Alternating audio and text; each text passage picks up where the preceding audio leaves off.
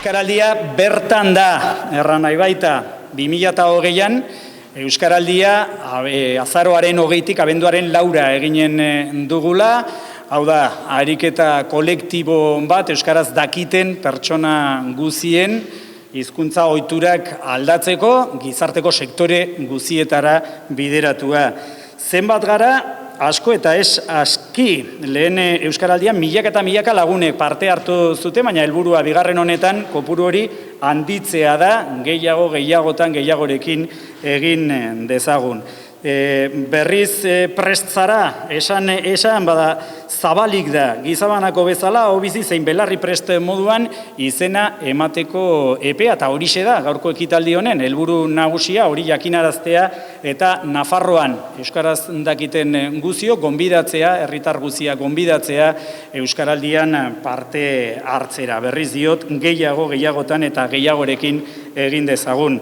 Beraz, Euskaraldia bertan da, eta Euskarabideko zuzendari kudeatzaile Mikel Arregi, eta Nafarroako Euskaltzaleon topaguneko Oskar Zapata ere bai, biok ditugu ez ogoltzara, baina bai mikrofonoaren aurrera atera biok. Egunon guztioi, eta eskerrak topaguneari ekitaldi hau egoera honetan eta antolatzeko izan duzuen prestutasunagatik. Bueno, nik gure plan estrategikoan esango nuke Euskaraldiak ardatzetan kokatuta, lehentasunezko ardatzetan dagoela. Plan estrategikoak 7 ardatz ditu, horien artean lehenengo ardatza hain zuzen ere Euskaraz bizi ardatza da, horrela deitu genuen, eta ardatz horren helburua da hain zuzen ere erabilera sustatzeko neurriak jasotzea. Orduan esango nuke plan estrategikoaren bizkarrezurra erabilera dela, gainerako ardatzen bidez bilatzen dugulako erabilerara erakartzea herritarrak. Alde batetik ezagutza handitzeko helburua du plan horrek, sustapena, administrazio publikoetan neurriak hartzea, eta Euskararen aldeko jarrerak ere lantzea. Horiek guztiek janzten dute plan osoa erabilerara begira. Eta orain bigarren plan estrategikoa prestatzen ari gara, eta garbi dugu erabilerak eta topagunearen eta Euskaraldiaren helburu garbia hori denez, izango dutela toki sendoa eta garrantzitsua hurrengo plan estrategikoan ere. Bistan da beraz tokia badutela zuen plan estrategikoan, ederki uztartzen direla helburu estrategiko horiek Euskaraldiarekin, hurrengo galdera da, ea zertan datzan bi erakundeen arteko hitzarmena, izuzen ere, Euskaraldia aurrera ateratzeko. Bai, bueno, hor kontuan hartu behar dugu, 2007 urtera arte, harremana izan da gehien bat laguntzea, diru laguntzen bidez, topagunearen jarduna laguntzea. 2007aren bukaeran, ja aurkeztu zigutenean Euskaraldiaren proiektua hor ikusi genuen eraiki behar genuela elkarlana lankidetza formalago bat, beharrezkoak direlako baliabide ekonomiko egokiak olako proiektu bat aurrera ateratzeko. 2018an sinatu genuen hitzarmena, horren bitartez gauzatu zen lehenengo Euskaraldia bideragarriago egitea, eta argi ikusi genuen harreman horrekin jarraitu behar genuela, strukturatu behar genuela. Azken finean, nolabait, alde bakoitzak bestea behar duelako. Administrazio edo erakunde publikoek kanpainak egin ditzakegu, baina herritarrengana iristeko herri erakundeak eta gizarte ekimeneko erakundeak beharrezkoak dira. Eta bestetik, noski, gizarte erakunde horiek behar dute babes egokia eta segurtasun nahikoa haien politikak eta planak aurrera ateratzeko. Lehen Euskaraldiaren berrikuntza edo berrikuntzetako bat izan zen hain zuzen ere, elkarlan hori, administrazioen eta herri ekimeneko euskalgintzaren artekoa, eta gaurko ekitaldira etorri zara, horren garrantzia nabarmentzeko asmoarekin, ezta? Bai, hori nik uste hitzarmenak jasotzen duela elkarlanerako nolabait egitura formala, baina gero hori guztia elikatu behar da.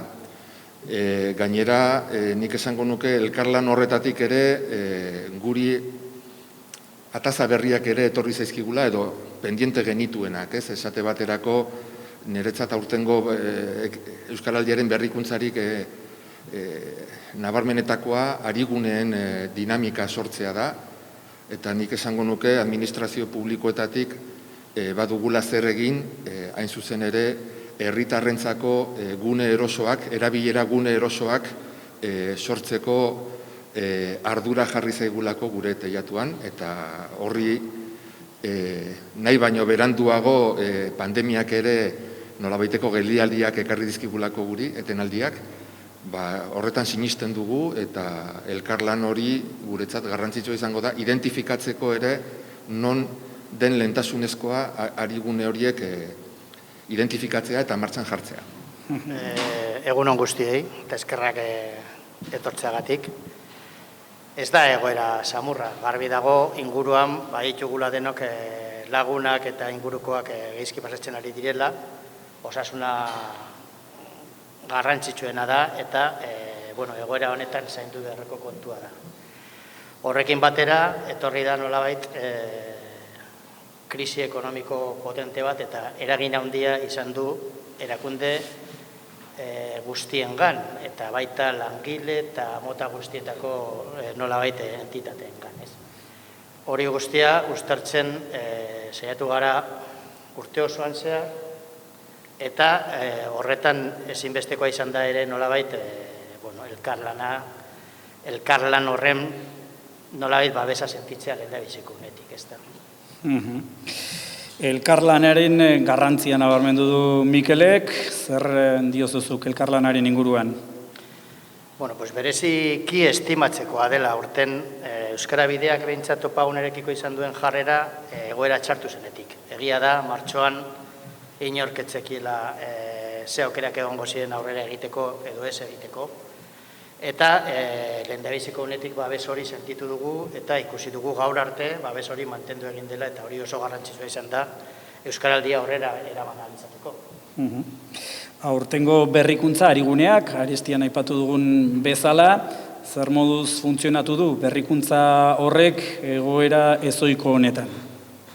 Ez da samurra izan, herri batzordeak aritu dira herriz herri, entitatengan, denda txikiengan, elkartengan proposamen batekin jotzen, ez da, ariguneak sortzeko, arigunea zer zen esplikatu behartzen, alegia euskaraz aritzeko leku lasaiak eta edo gune lasaiak, eta aldi berean dendatxo horiek izten ari ziren, elkarteak itxitak zeuden, zegoen nolabait egoera oso konpleju bat. Horren aurrean zenbakia, 585 entitatek eman dute izena Euskaraldian parte hartzeko Nafarroan bakarrik. Zenbakia bada, garbi dago. Baina uste dut azpimarratu behar dela, zenbakia importante izanik ere, egin diegun planteamendua ez dela Euskararen aldea agertzea. Baizikan, Euskararen nolabait Euskaraz zentratutako ariketa batean parte hartzea. Beraz, lana hartu behar izan dute, aztertu behar izan dute zein den beren egoera eta urratsak planteatu. Nik dut horrek meritu handia duela egoera honetan. Nola nahi ere, Arestian sarreran aipatu dugu, gaurko ekitaldiaren xede nagusia dela gizabanakoak, herritarrak animatzea, izena ematera, aho bizi edo belarri prest moduan. Egin behar nuen, karrikiriko ondarruk egiten zuen txistea, edo egiten duena hainbatetan, aho bero edo belarri motz, ezta? Bi rol horietan izena ematera deitzeko ekitaldia da gaurkoa, horri egiteko zein da mezu nagusia. Nik uste dut ongi jasotzen duela Euskaraldiak bilatzen duen helburua, leloak berak ez, gehiagotan eta gehiagorekin, eta azken batez, oraingo honetan berrikuntza, arigunearen berrikuntza planteatzen dugunean, helburua da espazioak irabaztea, norberaren inguruan, norberaren bizitza sozialean, laboralean ditugun inguru horietan Euskaraz gero eta gehiagotan egitea, ez da? Bueno, arestian eman duzu daturen bat, Ariguneekin loturikoa, horren kontura ezin alderaketarik egin duela 2 urteko Euskaraldiarekin, aldiz gizabanakoekin, herritarrekin, bai, badakit alderaketa guztiak direla gorrotagarri, baina kasu honetan zer diote zenbatkiek? Bueno, 2018koak ditugu, Euskal Herri mailako zenbakia ikaragarria da. 225.000 lagun baino gehiago eman zuten izena, hau bizi Belarri Prest jokatzeko, Nafarroan 22.000-tik gorak eman zuten izena, eta esango nuke Nafarroan oso importante izan duzen herri batzordeen eraketa, bai? Ez da egon eskualderik, herri batzorderik izan ez duenik. Ez 2018 eta ez da 2020. 2020an berriro eskualde guztietan sortu dira Euskaraldia batzordeak, eta herriak hasi zirenean izena ematen eta ematen zalantza horretan ibili baginen ere, azken datuak esaten dute aurrekoan, baina 3 herri gehiago eman dutela izena, alegia 120 herrik. Erraz esaten da, gauzak horrela, ze itxura hartzen diozu bigarren Euskaraldi honi? Ba oso ona, esan dezagun egoera oso zaila dela, bai, badakigu gizartean zein egoeretan gauden, eta hori guztia kontuan hartuta nik uste dut itxura ona hartzeko motiboak bai ditugula. Antzematen ari gara ilusioa, bai, Euskaraldiaren inguruan ilusioa berpizten ari dela, eta uste dut hori oso garrantzitsua dela. Zertan lagundu dio Euskaraldiak Arrasate okindegiei aurrera egiten Euskararen erabilpen honetan? Entitate bezala, euskara... Nik uste dut, hurbiltzen bazara pixka gehiago, beto entzunen dela. Euskerak azkenean saltzen du, eta gu entitate bezala Euskaraldian sortzen duzun, bezeroarekin sortzen duzun konplizitate hori eta giro hori eta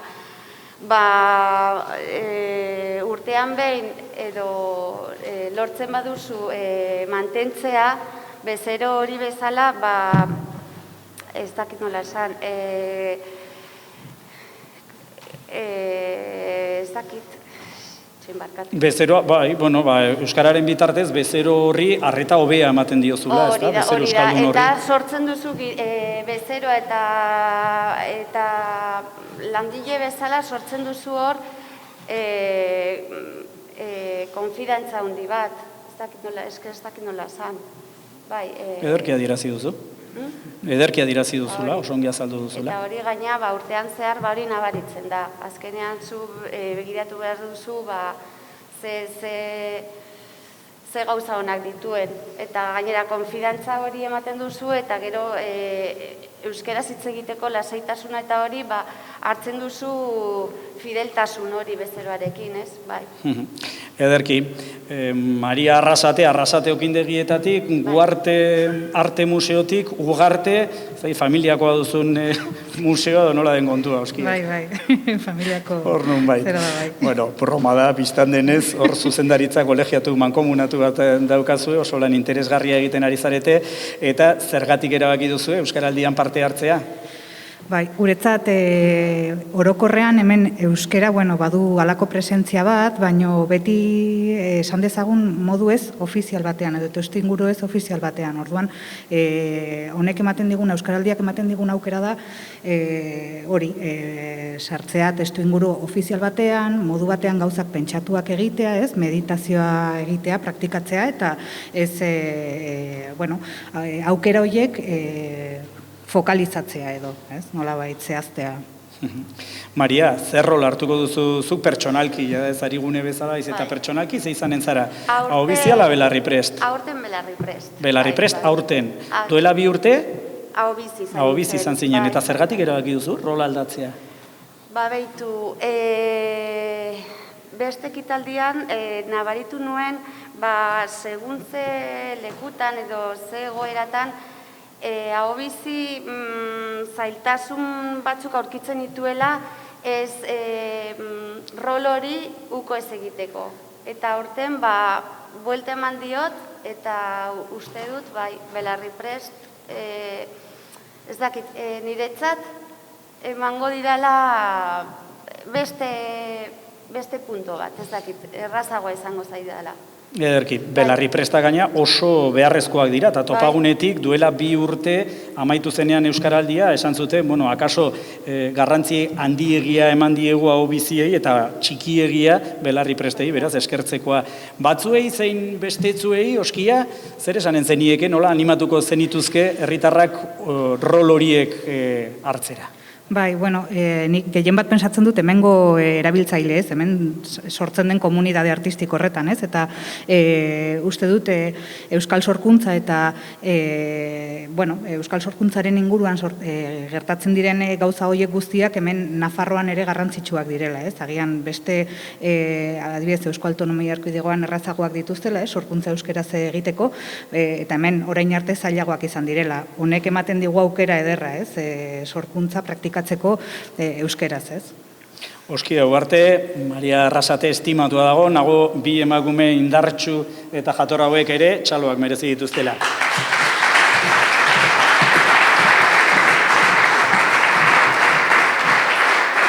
Ere, sare berriak sortu zituela Euskaltzaleen artean, herririk herri, auzorik auzo, batzordeak sortu baitziren Euskaraldia antolatzeko. Milaka dira, edo ehunka eta ehunka dira behintzate Euskal Herri osoan, eta horietagako 2, edo horien ordezkariak deituko ditugu jarraian oholtzara, ez 2, baizik eta 3. Azkenean, Kika Monarri, Zoian Kogarde eta Oier Sanjurjo, hurbildu favorez, ze giro somatzen duzun, bigarren Euskaraldi honen atarian. Nik uste giro zail batean egokitu zaigula, antolaketa guztia. Uda aurretik espero genuen ja beste dinamika bat, beste hori zen gure asmoa, COVID-a etorri zen, dena gelditu zen, herri batzorde asko erabat geldirik egon dira, beste batzuk nola edo ala, arrankatu dute, beste batzuk indartsuago, baina erasan digu fuerte, COVID-ak. Eta orain txari gara, nik uste, indarra hartzen, eta orain somatzen ari garena da, badagoela gogoa sortzen ari dela, esango nuke egoera zail baten aurrean gauden kontzientzia badugu, baina aurrera egin behar dugun kontzientziare badugu. Eta Euskaraldiak badu mezu positibo bat, badu mezu indartsu bat, badu mezu ilusionagarri bat, jendeak oso ondo hartzen ari dena, eta nik uste, aktibazioa joango dela orain indartzen nabarmen, gainera eta somatzen ari gara, egiten ari diren ekitaldietan, naiz eta distantzia behar dugun, naiz eta kopuru zeren normalian txikiagoak diren, aurrekoan zentralen juntatu gainean jende pila bat eta bidako hemen gaudenak, mugak dira, baina muga horiek gaindituko ditugula ez daukat zalantzarik. Eta gainera, nago komunitate bezala horrelako ariketen premia ere badugula pandemia baten erdian, ez da? Bai, ni uste premia, badago premia bat mugitzeko, badago premia bat aktibatzeko, badago premia bat ere komunitatea sentitzeko, elkarren babesa egiteko, eta nik uste Euskaraldiak ere oso bat egiten duela, gaur egun oso premia asko ditugun balio batzuekin. Eta da elkarren babesa, da gertutasuna, 0 kilometroa. Guzti hori ere bada, eta hori nabaritu dugu ere, hainbat herritako, hainbat komertzioetan ere, nabaritu esaten jontxo, badau, helduleku bat, bada pixkat herritarrak ere animatzeko, eta benga, euskara zein behar dugu, baina euskara zein behar dugu gure komertzioetan, zein behar dugu gure auzoan, zein behar dugu gure inguruan, ez? Idea hori oso indartsua da, eta uste oso palanka indartsua dela, ez, eta ez ona, ez bakarrik euskararen zat. Uste dut, elkar bizitzaren zat, ere oso onuragarria izango dela. Aipatu zu Euskaraldiaren alde positibo hori, nik esan enuke jin eta jan, oso euskalduna da halaber, baldintzarik gogorrenetan onena ematea, ez da, eta ez egin Euskaraldi hobea inoizko baldintzarik okerrenetan, eta euskaldunok horrek ere pizten gaitu, ez da? Bai, badugu pixka kontrarako jogera hori, izokinarena badugu. Hori da, oso sartu da. Bueno, horren adierazgarriara izan diteke eta oso datu ikeragarri datu hona da, duela 2 urte baino udalerri gehiagok. Izena eman izana, baita Nafarroan ere, udalerri gehiagok eman dute izena, garai hauetan, egoera hauetan, horrek ere adierazten du euskararekiko atxikimendu soziala indartzen ari dela, eta gogoa dagoela. Heldulekoak behar ditugula ere, esperantza hartzeko eta esateko jontxo. Egoera zaila da, baina eman behar diogu buelta honi. eta horretarako ere balio behar du. Eta azkenik batzutan jakintzate ematen dugu horren jakina ez dena. Hain zuzen ere, gaur animatu nahi ditugu herritarrak hau bizi eta belarri prest izatera, jakintzate ematen ditugu birrola, baina aipatu dugu. Aurreko Euskaraldiaren amaieran, topaguneko, ez bakarrik zuzendaritzan, baizik eta oroar Euskaraldiaren inguruan egintzen gogo eta hori, ez da? Ez ote zitzaion garrantzi handiegia eman hau biziari eta txikiegia belarri prestari. Zertan datza bat eta zertan datza bestea? Bueno, Mariak ere ipatze zigun, bere kasuan nola. Lehenengo, harritarri esango diogu, bera, atera dia, Biorriko oso simpleak, oso politiak, oso argiak, eta hementxe izena eman baino lehen, mesedez, irakurri. Irakurri zer den hau bizi bat eta zer den belarri pres bat. Hasteko esango dugu, zer ez diren. Bota. Bi roloiek ez dira euskera mailaren neurgailuak. Zu, euskera gutxiago jakinda izan zaitezke hau bizi, eta euskera gehiago jakinda izan zaitezke belarri pres. Ez da hori. Bigarrena, denak gara belarri prestak. Denak gara belarri prestak. Parte hartuko dugu guztia belarri prestak gara. Eta belarri presten artean badira batzuk hau bizi rol hartuko dutenak. Rolak zergatik, bi. Egoera desberdinetan bizi garelako, maila diferentea dugulako, baldintza diferentetan bizi garelako, aldartea ere ez daukagulako beti eta denok berdina, eta orduan hau da progresio bat. Eta progresio horretan, bakoitzak hartu behar du, egokien bete dezakeen rol hori. Belarri prestak,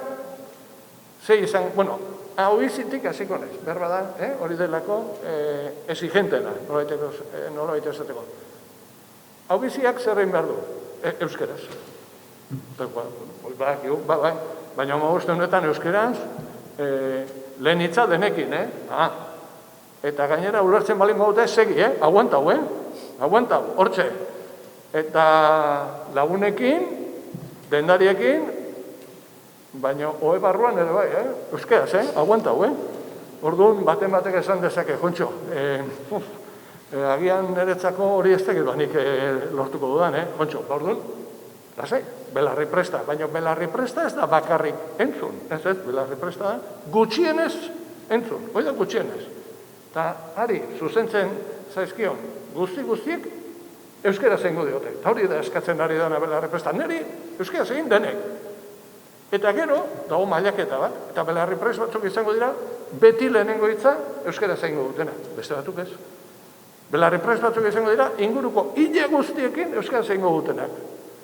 Eta beste batzuk, gutxiago dakitelako, edo baldintzak diferenteak direlako. Orduan, uste dut, hori, ondo bereiztu behar ditugula, eta gero, belarri prest txapa eraman, edo hobizi txapa eraman, errespetatu. Aurreko Euskaraldian izan zen bat esateziana. Bida, nik irakurri ditut baldintzak oso ondo. Egon ditzen ikastaroan, eta esan nuen. Bueltak eman da, eta esan, ninez belarri prest. Pasadut Euskaraldi guztia, batzuei esplikatzen, zergatik nahi zen belarri prest, eta ez hau bizi. Hori egin dezagun denok, irakurri instrukzioak, begiratu ondo, eta gero, errespetatu ditzagun, norberak hartu dituen erabakiak, erabaki guztiak dira. Onak, eta dira aldekoak, eta dira mailakatuak. Hori da. Nago ederki ulertu dela, zui zer izanen zara, Kike? Zer izanen zaren? Hau bizia izango. Hau bizi, ederki. Oianko Garde, saiatu naiz iskin egiten tentazioari, baina azkenean aurkezpena modu honetan eginen dizut, maite gure batzordeak lainoak eskutatzen dizkidanean, barkatu. Baztango batzordeko kidea zara, eguerdion lehenik eta behin. Egunon, baita zure. Eta hortik aurrera, zoiko egoera honetan lanean ari zarete ehunka batzorde hainbat herritan, beste horren beste auzotan, nola ari zarete lanean, nola moldatzen da lana alako ezoiko egoera batean?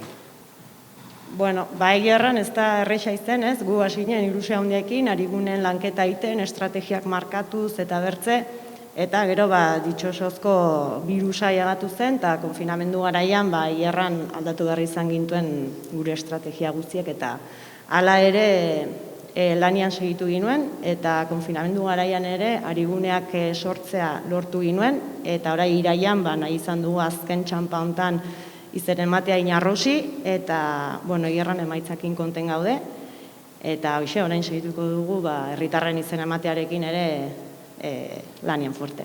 Hori zen bigarren galdera, zehazki une honetan zertan ari zareten? Orantxe bertan, hoixen jakitu dugu ariguneen izen ematearekin, emaitza nahiko ona izan da, konten gaude, eta orain gure hurrengo helburua da, herritarren izen ematearekin hastea, kanpaina lanketak, eta batez ere herritarrak aktibatzea, eta komunikazioa alik eta hauekin ailegatzea herritarren gana.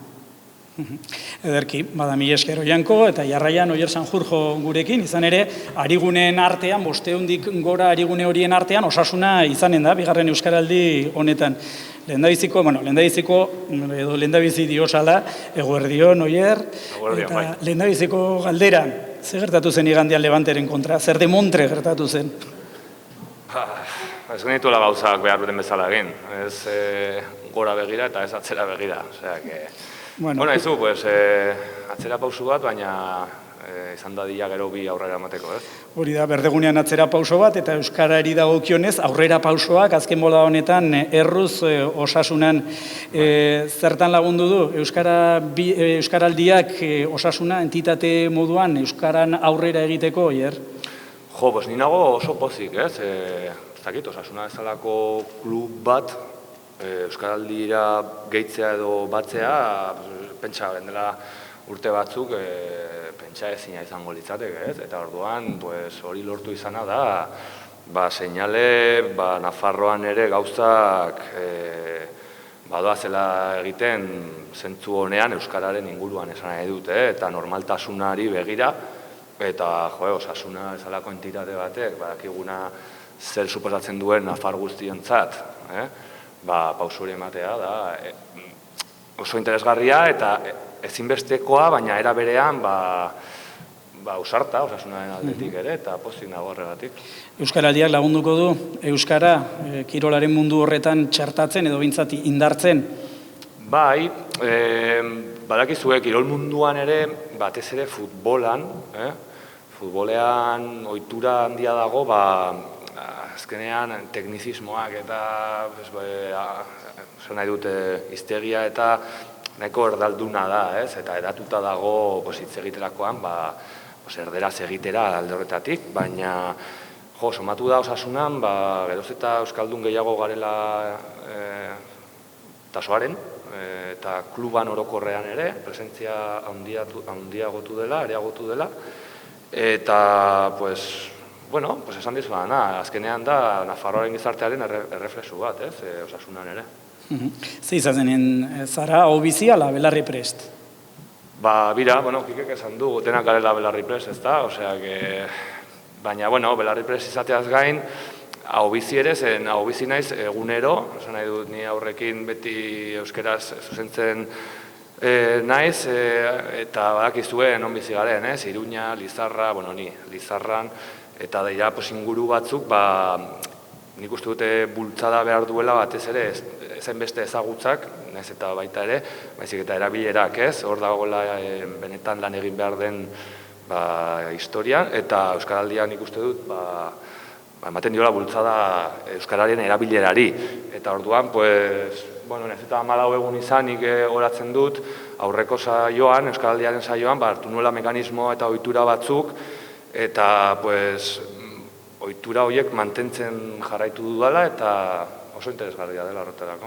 Guztiz interesgarria, badakigun non bizizaren, topo egin dugu hainbatetan aldezarrean eta topo egin dugun aldiro, edo gehienetan aurrekin zinen, seme-alabekin, eta euskaraz ari zinen, beraz hori ziurtatzen aldugu, esan edo notario bat bagina bezala ziurtatzen aldugu. Baina esan nahi dut hori, ni aurrekin noski euskaraz ez, baina aurrak ere, azkenean erdal giro batean bizi gara, Iruña bezalako hiri batean, Lizarra bezalako ingurune batean, eta euskaldun gehiago garen, eta ezagutza maila ere areagotzen ari den, baina horregatik esaten duen, handikap hori dela erabilerarena, eta euskaraldiak horretan laguntzen duela.